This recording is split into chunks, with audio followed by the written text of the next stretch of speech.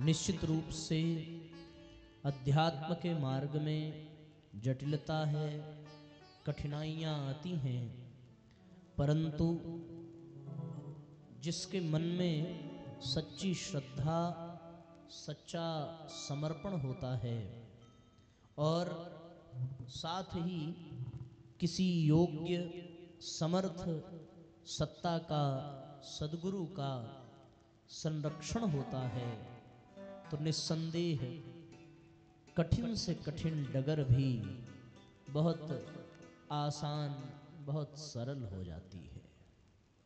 जैसे यात्रा करने के लिए कोई निकलता है तो उसे कुछ जानकारी की आवश्यकता पड़ती है।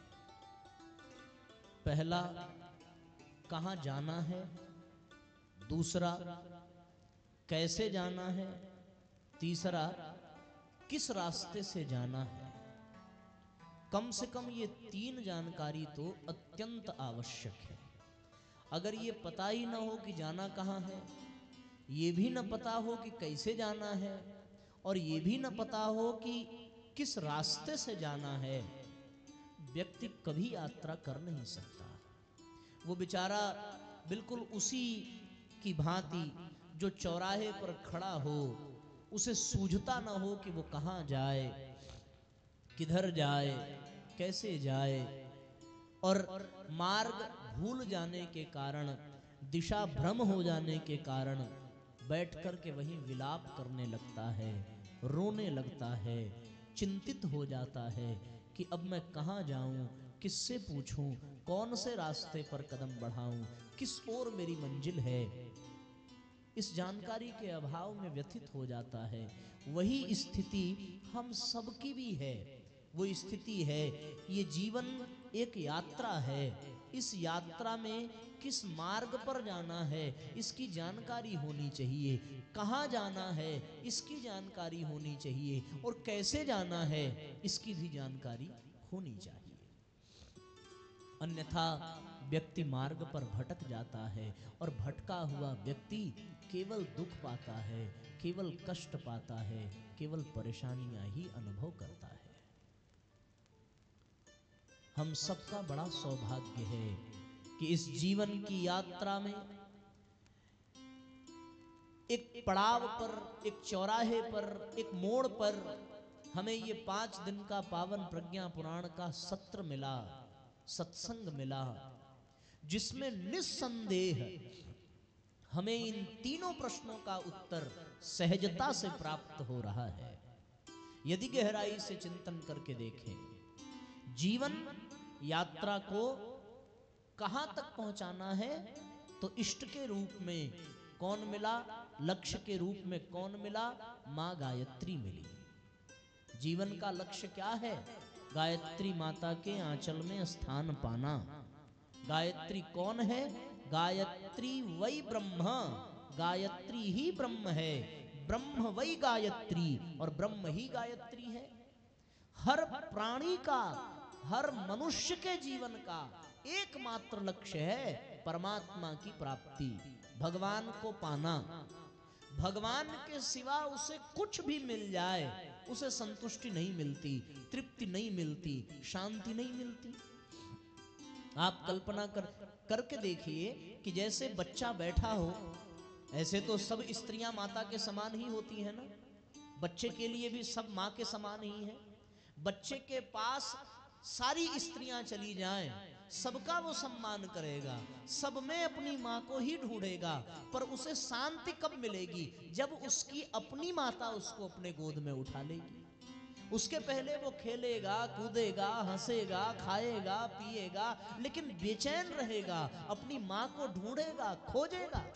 उसी प्रकार संसार में सब कुछ मिल जाए, तृप्ति मिलने वाली नहीं है। हाँ, जब भगवान मिल जाएंगे तो जैसे उस बालक को अपनी माता मिल जाती है तो वो आनंद में निश्चिंत होकर सो जाता है, उसी प्रकार जब भगवान मिल जाते हैं तब जाकर के जीवात्मा को संतुष्टि मिलती है। उसके अतिरिक्त कुछ भी मिल जाए तृप्ति मिलेगी नहीं, बल्कि और बेचैनी बढ़ जाएगी। और अशांति बढ़ जाएगी। आप कल्पना करके देखिए, हमें जैसे जैसे मिलता गया वैसे वैसे हमारी अतृप्ति बढ़ती गई, अशांति बढ़ती गई, उलझने बढ़ती गई, उद्वेग बढ़ता गया, आवेश बढ़ता गया। बढ़ा कि नहीं बढ़ा? बिल्कुल बढ़ा। बच्चे थे, ये खिलौना मिल जाए, वो मिल गया, मिलते ही वो पुराना हो गया, अब दूसरा चाहिए, दूसरा मिला तो तीसरा चाहिए। बचपन में प्लास्टिक की गुड़िया के लिए बच्चे भागते थे, वही बच्चा जवान हो गया तो सच वाली गुड़िया की कामना करने लगा। सच में उसको पत्नी चाहिए, पत्नी मिल गई तो फिर संतुष्टि कहाँ मिली? अब कुछ और चाहिए, अब मकान चाहिए, अब दुकान चाहिए, अब गाड़ी चाहिए, अब मित्र चाहिए, अब ये चाहिए, अब वो चाहिए। तृप्ति मिल नहीं रही है, बल्कि भूख बढ़ती जा रही है। कारण क्या है? कारण ये है कि जो उसे मिल रहा है वो उसका अपना है ही नहीं, और जो अपना है वो मिल नहीं रहा है। जैसे दूसरी स्त्रियां मिली तो, पर वो अपनी माता नहीं है, वो तृप्ति, वो शांति नहीं मिली। पर जब अपनी माता मिली तब जाकर के संतुष्टि मिली। क्यों? क्योंकि उसमें अपनेपन का बोध है, वास्तविकता है, क्योंकि उसी माता के तन से वो बच्चा जन्म लेकर के आया, उसी के स्तनों का दुग्ध पान करके उसका पोषण हो रहा है, इसलिए उसके मिलने से वो संतुष्ट हो रहा है। उसी प्रकार साथियों, संसार में जितनी भी चीजें हैं, जितने भी संबंध हैं, जितने भी लोग हैं, कोई अपना नहीं है। सबके मिल जाने पर भी मन में अशांति है, मन में अतृप्ति है। लेकिन जिस दिन भगवान मिल जाएंगे उस दिन कोई अतृप्ति, कोई अशांति नहीं रह जाएगी। जीवात्मा पूर्ण रूपेण तृप्त हो जाएगा। क्यों? क्योंकि परमात्मा के सिवा यहां कोई अपना है ही नहीं। कैसे किसी को आप अपना कह सकते हैं? अगर आप किसी को अपना कहें तो इसका तात्पर्य हो गया कि उस पर आपका अधिकार होना चाहिए, और अगर आपका अधिकार है तो वो फिर आपके हिसाब से होना चाहिए। तो यहां तो स्थिति ये है कि हमें अपना शरीर ही अपना नहीं प्रतीत होता। क्यों? क्योंकि यदि ये शरीर हमारा अपना होता तो फिर इस शरीर पर हमारा अधिकार होता, और यदि इस शरीर पर अधिकार होता तो फिर इस शरीर को हम अपने हिसाब से रखते। लेकिन हम अपने हिसाब से इस शरीर को रख नहीं पाते। बचपन में कुछ है, जवानी में कुछ है, बुढ़ापे में कुछ है, परिवर्तन हो रहा है। हम शरीर को भी अपना बना करके नहीं रख पा रहे हैं, फिर किसी संबंध को भी हम नहीं रोक पा रहे हैं। जब जीवन में कोई आया, वो आया अपनी मर्जी से और वो चला भी जाएगा अपनी मर्जी से, हम उसे रोक नहीं सकते। किसी भी वस्तु, किसी भी जमीन, किसी भी जायदाद, किसी भी संपत्ति को हम अपना बना करके रख नहीं सकते। कारण क्या है? कारण ये है कि हमें लग भर रहा है कि वो हमारा है, लग भर रहा है कि वो अपना है, पर वास्तविकता ये है कि अपना नहीं है। अपना कौन है? केवल और केवल परमात्मा है। उस अपने परमात्मा को पाने का लक्ष्य ही जीवात्मा का लक्ष्य है। सब जीवों का एक ही लक्ष्य, भगवान को पाना। तो जीवन यात्रा का लक्ष्य क्या है? भगवान। भगवान कौन? अब भगवान हमें माँ गायत्री के रूप में मिले हैं, गायत्री माता के रूप में मिले हैं। तो जीवन का लक्ष्य कौन है? गायत्री माता है। कहां तक जाना है? गायत्री माता तक जाना है। जो हनुमान की पूजा करेगा, हनुमान जी को भजेगा, हनुमान जी की भजन करेगा, हनुमान चालीसा पढ़ेगा, हनुमान जी का दर्शन करेगा, उसको कौन मिलेगा? हनुमान जी ही मिलेंगे। अब उसकी यात्रा हनुमान जी की मिलने के बाद पूरी हो गई, पर अभी उसकी यात्रा अधूरी है, क्योंकि हनुमान जी मिल जाएंगे तो अगला लक्ष्य क्या हो जाएगा? राम जी को पाने का। अब हनुमान जी के सहारे राम जी तक पहुंचने की यात्रा करनी पड़ेगी। फिर जब राम जी से दर्शन हो जाएगा तब क्या करेंगे? बोले तब राम जी का दर्शन पाने के पश्चात फिर यात्रा और बढ़ेगी, और फिर राम जी को पाने के पश्चात गायत्री माता तक की यात्रा करनी पड़ेगी। क्योंकि लक्ष्य राम जी नहीं है, लक्ष्य हनुमान जी नहीं है, लक्ष्य तो वो ब्रह्म है जहां से हम अलग होकर के इस संसार में विचरण कर रहे हैं। और वो ब्रह्म कौन है? वो ब्रह्म ही गायत्री माता है। उनको ही पाना लक्ष्य है, यही जीवन का लक्ष्य है। तो जैसे मार्ग पर चलने वाले व्यक्ति को ये पता होना चाहिए कि हमें जाना कहां है, उसी तरह हमें ये पता चल गया कि हमें गायत्री माता तक जाना है, गायत्री माता को पाना है, उस ब्रह्म तक पहुंचना है। ये हर जीव का लक्ष्य है, प्राणी मात्र का लक्ष्य है। इसके अतिरिक्त कुछ भी मिल जाएगा, अतृप्ति बनी रहेगी, कष्ट बना रहेगा, बेचैनी बनी रहेगी। ये जान लीजिएगा, जब तक नहीं मिलता बल्कि तब तक ठीक है। जिसके पास 1 रुपया ना हो उसको आराम है, या जिसके पास 1 लाख हो उसको आराम है। सामान्य दृष्टि से देखने पर प्रतीत होगा कि जिसके पास 1 लाख है उसको आराम है, पर वास्तविक क्या है? वास्तविकता है कि जिसके पास 1 रुपया भी नहीं है, वास्तव में उसको आराम ज्यादा है। उदाहरण के लिए, एक व्यक्ति भिक्षा मांग रहा था, जब तक उसके पास भिक्षा नहीं मिलती थी तब तक वो आराम से बैठा है, आराम से लेटा है। किसी ने उसे 1 रुपया दे दिया। 1 रुपया मिलने के पश्चात अब वो ये सोचने लगा कि भैया इसको रखने के लिए जेब चाहिए, जेब की कामना करने लगा। जेब के लिए कुर्ता चाहिए, कुर्ता पाने के लिए वो और मांगने लगा। उसको कुर्ता भी मिल गया, कुर्ते में जेब भी मिल गई, जेब में पैसा भी रखने लगा, पर सोचने लगा केवल कुर्ते से क्या होगा, अब तो पैजामा भी चाहिए। अब उसको पैजामा की भूख लगी, पैजामा भी मिला तो सोचने लगा कि कुर्ता पैजामा धोना पड़ेगा, धोने के लिए धोने वाली चाहिए, और फिर इसको रखने के लिए एक बक्सा चाहिए, उस बक्से को फिर से संभाल के रखने के लिए कोठरी चाहिए, उस कोठरी की साथ संभाल के लिए घरवाली की जरूरत पड़ेगी, घरवाली आ गई तो फिर बाल बच्चे हो गए, बाल बच्चे आ गए तो फिर उनके पालन पोषण के लिए और चाहिए, और पाने के लिए और मांगना पड़ा। ये यात्रा चल पड़ी, तब जाकर के अंत में उसे ये प्रतीत हुआ कि जब तक कुछ नहीं था तब तक जीवन में मौज थी, जिस दिन मिल गया उस दिन और पाने की भूख बढ़ गई, तब तक बढ़ी जब तक परमात्मा न मिल गए। जिस दिन भगवान मिल जाते हैं उस दिन कुछ चाहिए नहीं होता किसी को। लक्ष्य क्या है? केवल भगवान को पाना, इसके सिवा कोई कामना करने की आवश्यकता नहीं है, क्योंकि जो मिलेगा उसे तुम अपना बना ही नहीं सकते हो, जो मिलेगा उसे अपने पास रख ही नहीं सकते, जो पा गए उसे संभाल नहीं सकते। पैसा आ गया, पैसा चला जाता है, हम उसे रोक पाते हैं क्या? नहीं रोक पाते। आते समय बड़ी खुशी मिली, पर जाते समय उतना ही नालायक रुला करके गया। रोक पाया कोई? बचपन में ये शरीर मिला तो बड़ा अच्छा लगा, पर बुढ़ापे में जब इस शरीर को छीन लिया गया तो सबको रोना बिलखना पड़ा। मिलते समय अच्छा जो लगे वो जाते समय कष्ट देता है। भगवान को जो पा लेता है उसे कुछ और पाने की जरूरत नहीं पड़ती। तो जीवन का लक्ष्य क्या है? जीवन का लक्ष्य नौकरी पाना नहीं, जीवन का लक्ष्य घर चलाना नहीं, जीवन का लक्ष्य विवाह करना नहीं, जीवन का लक्ष्य बड़ी बड़ी संपत्ति जुटाना नहीं। ये तो एक रास्ते में मिलने वाला पड़ाव है। जैसे कोई रास्ते से जा रहा हो और जाते जाते रास्ते में उसे कोई सामान गिरा मिल जाए, वो उसको उठा करके अपना बना ले, अब उसी से प्रेम करने लगे और उसके प्रेम में इतना डूब जाए कि कहाँ जाना था ये भूल जाए, वही रुक जाए, वही ठहर जाए, तो उसकी यात्रा अपने आप खंडित हो जाती है। जाना था, लक्ष्य था भगवान तक का, लेकिन वो कहाँ रह गया? वही रह गया रास्ते में। जीव परेशान होकर के, व्यथित होकर के रुक जाता है, अपनी यात्रा को भुला देता है और दर दर की ठोकरें खाता रहता है। जाना कहाँ था पर कहाँ पहुंच जाता है, उसको खुद भी समझ में नहीं आता।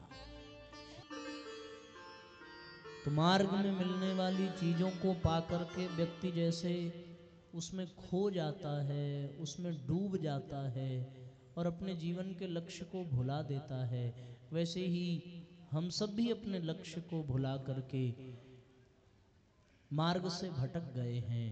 कोई परिवार में खो गया है, कोई संपत्ति में खो गया है, कोई रिश्तों में खो गया है, कोई पैसे में खो गया है, कोई नशे में खो गया है।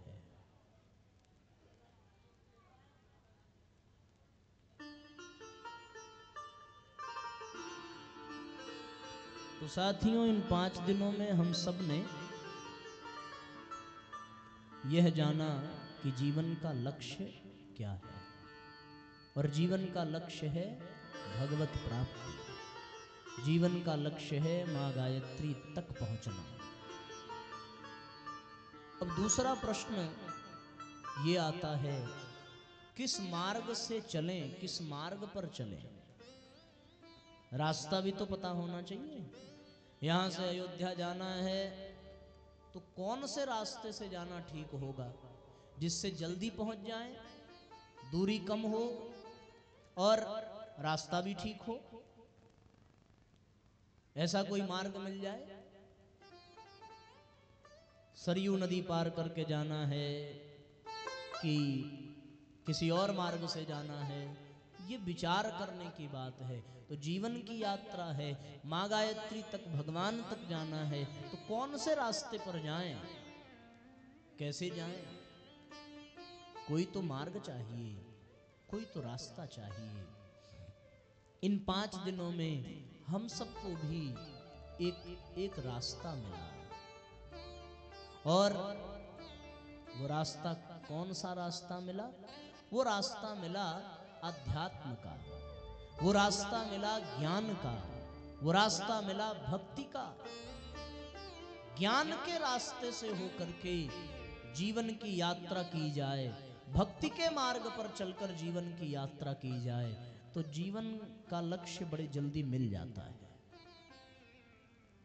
और ज्ञान और भक्ति के मार्ग को छोड़ करके कोई ऐसा मार्ग हमने पकड़ लिया जो रास्ता, जैसे हम लोग सरयू नदी पार करके आ रहे थे तो भैया ने बताया कि बाढ़ की वजह से रास्ता यहाँ कट गया है।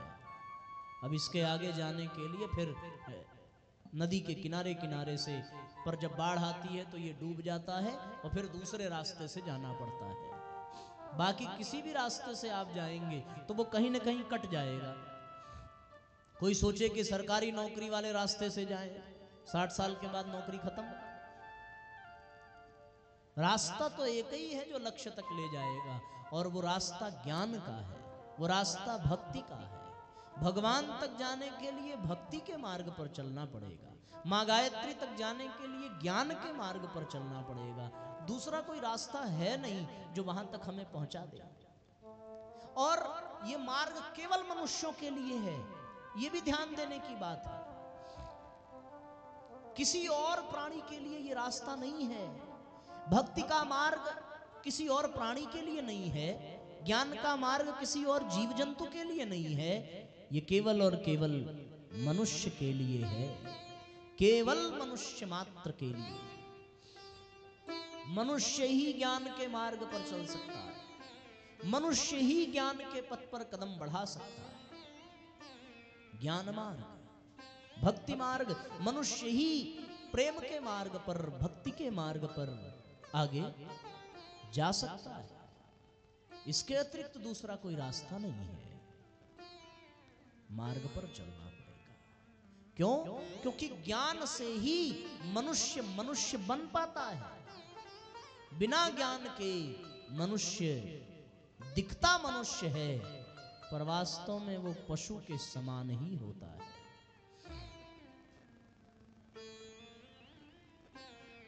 मृगाश्चरन्ति मनुष्य रूपेण मृगाश्चरन्ति, येषां न विद्या न तपो न दानम न ज्ञानम न शीलम न गुणो न धर्मः ते मृत्युलोके भूमि भार भूता मनुष्य रूपेण मृगाश्चरन्ति। ज्ञान के अभाव में, विद्या के अभाव में मनुष्य मृग के समान है। इसलिए ज्ञान मार्ग मनुष्य के लिए बनाया गया है। क्यों? क्योंकि मछली सड़क पर नहीं चल सकती, वो तो नदी में तैर करके ही जाएगी। पक्षी चल करके नहीं जा सकता, वो तो आकाश में उड़ करके जाएगा।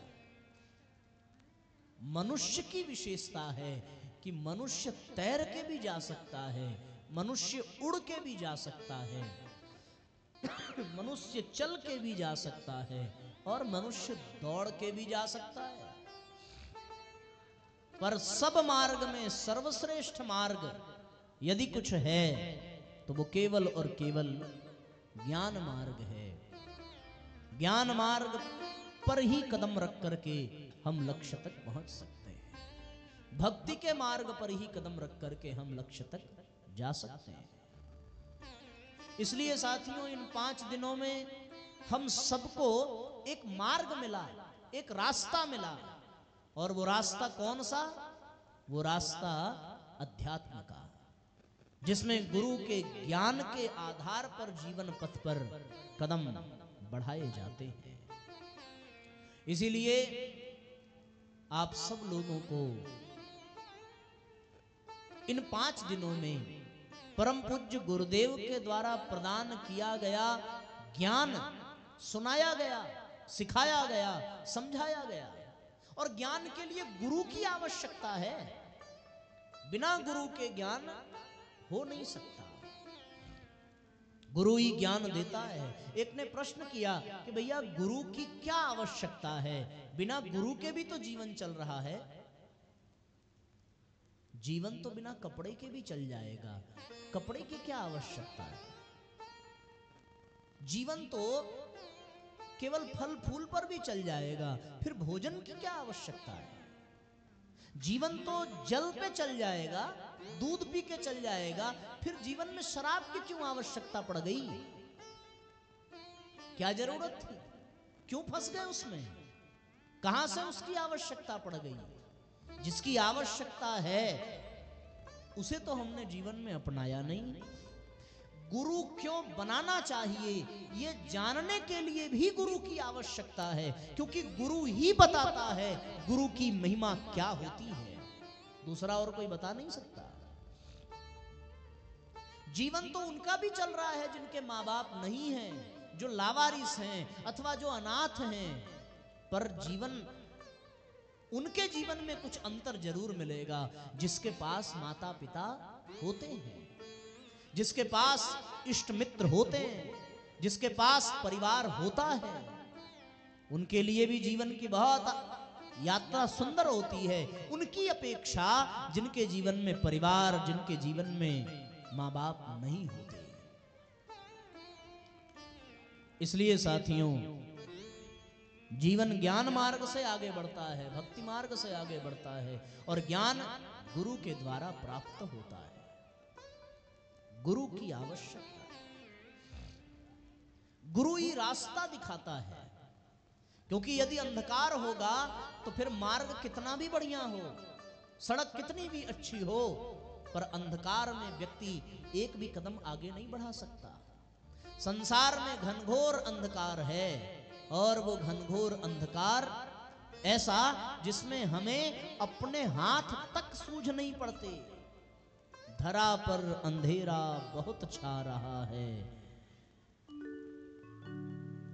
दिए से दिए को जलाना पड़ेगा।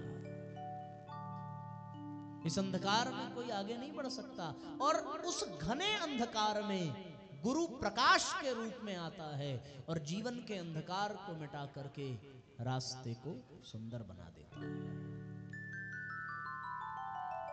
तो संसार में अंधकार बढ़ता चला जा रहा है, और उस अंधकार में जीवन यात्रा करना असंभव है। इसलिए जीवन में प्रकाश की आवश्यकता है।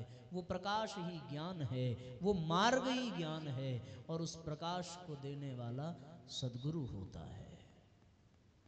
सद्गुरु के द्वारा दिए गए प्रकाश, दिए गए ज्ञान के मार्ग पर जीवन की यात्रा बढ़ती है तो अपने लक्ष्य तक पहुंचती है।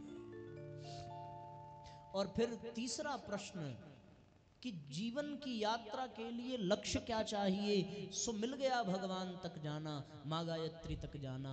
किस मार्ग से जाना है? ज्ञान मार्ग से। प्रकाश की व्यवस्था सद्गुरु करता है, कैसे जाना है? तीसरा प्रश्न है, कैसे जाएं? जाने के लिए कोई साधन चाहिए, कोई माध्यम चाहिए, कोई वाहन चाहिए। पैदल जाने वाला व्यक्ति जीवन बीत जाए नहीं पहुंच सकता। हम लोगों ने अभी सुना, चंद क्षण जीवन के तेरे रह गए, कब जीवन समाप्त हो जाए कहा नहीं जा सकता। अभी सांस चल रही है और अगले ही क्षण सांस का आना जाना रुक जाए और जीवन यहीं पर ढेर हो जाए, तो कोई ऐसा माध्यम चाहिए जो शीघ्र पहुंचा दे, तुरंत पहुंचा दे, कम मेहनत करनी पड़े, ऐसा कोई साधन मिल जाए, ऐसा कोई माध्यम मिल जाए, ऐसा कोई वाहन मिल जाए। जैसे पैदल चलने से ज्यादा अच्छा साइकिल से चलना, साइकिल से अच्छा मोटरसाइकिल से चलना, मोटरसाइकिल से अच्छा कोई कार मिल जाए, उससे अच्छा कोई ट्रेन मिल जाए, उससे अच्छा कोई जहाज मिल जाए, ऐसा कोई साधन मिल जाए कि तुरंत व्यक्ति पहुंच जाए। क्योंकि समय बहुत कम है, जीवन पल पल क्षण क्षण मृत्यु की ओर बढ़ रहा है, कुछ तो करना पड़ेगा। तो फिर जो साधन, जो माध्यम है वो क्या है? वो है साथियों मंत्र। मंत्र महामणि विषय व्याल के। मंत्र महान मणि के समान है, वही माध्यम है। उस मंत्र पर सवार होकर के जो यात्रा करता है, अथवा मंत्र को धारण करके जो यात्रा करता है, उसका मार्ग बहुत जल्दी पूरा हो जाता है और वो अपने लक्ष्य तक पहुंच जाता है। ये तीसरा प्रश्न भी हम सब लोगों ने इन 5 दिनों में इसका उत्तर पाया। तो जीवन में मंत्र होना चाहिए, जीवन में सद्गुरु के रूप में संत होना चाहिए, और जीवन में ज्ञान के लिए कोई ग्रंथ होना चाहिए, और जीवन में लक्ष्य के लिए कोई भगवंत होना चाहिए, यानी कोई गायत्री होनी चाहिए कि हमारा लक्ष्य कहाँ तक है। उस लक्ष्य तक जाने के लिए, उस मार्ग पर चलने के लिए, उस साधन सामग्री के लिए गायत्री मंत्र, परम पूज्य गुरुदेव, ज्ञान के रूप में पावन प्रज्ञा पुराण, और भी हमारे भारतीय संस्कृति के जितने भी आर्ष ग्रंथ हैं, जितने भी सत साहित्य हैं, ये सब हमारे जीवन में हैं। इन्हें पाने के लिए कहीं भटकने की जरूरत नहीं है, ये बड़ी सहजता से हम सब लोगों को मिल जाते हैं। मिला भी है। जिन 17-18 लोगों ने सवेरे आज दीक्षा ली, उनको मंत्र भी मिला, गुरु भी मिला। अब आवश्यकता है केवल उस पर चलने की। ले तो लिया, कर तो लेंगे, पर करें तब तो, उस मार्ग पर चलें तब तो, आगे कदम बढ़ावें तो। पर कदम बढ़ेगा कैसे? मनुष्य अपने लक्ष्य को भूल करके बैठा है। क्या करें महबूब हम, सारे नुमाएं कर गए, बीए किया, नौकरी मिली, पेंशन लिए और मर गए। केवल इतने भर के लिए ये जीवन नहीं मिला है। जीवन मिला है किसी मंत्र को माध्यम बनाकर चलने के लिए।